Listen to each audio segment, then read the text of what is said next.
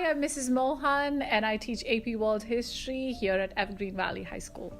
Okay, so AP World History is primarily about making sophomores understand the entirety of what human history has been in terms of Neolithic, which is the start of how human life happened, all the way to 2019. Obviously, we're not telling them to know all of this history, but to understand the broad, big patterns of how human life in terms of society, politics, economy has evolved. Like, for instance, from us being hunters, gatherers, not having a social system and economic system, to developing something in 14th century. Then how did that change in 18th to how is it now?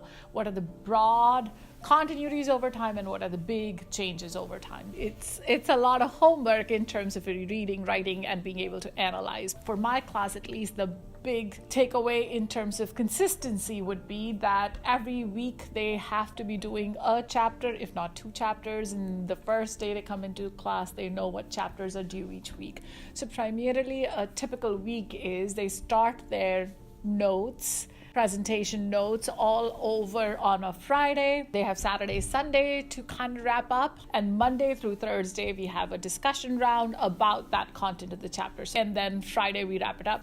Looking at one chapter means reading one chapter, taking notes for 20 plus pages of textbook reading, plus vocabulary, plus doing a geography task. On an average, what students generally tend to tell me is between 3 to 4 hours is how long it takes for them to do just the notes. Writing is the hardest part for students to be able to effectively put out an argument, support it with evidences. That becomes the critical thinking part that I would say is hard, simply because it requires a lot of critical thinking skills and memorization both.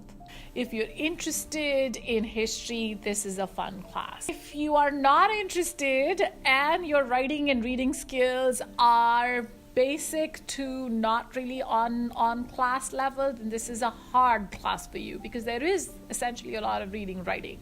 So just because this is your first AP that's given to you as a freebie does not mean that you're up and ready for it, and you don't want your first experience to sour the rest of them. For a 15-year-old to be doing this kind of analysis is hard and tough. It isn't an easy class just because of the rigor of it.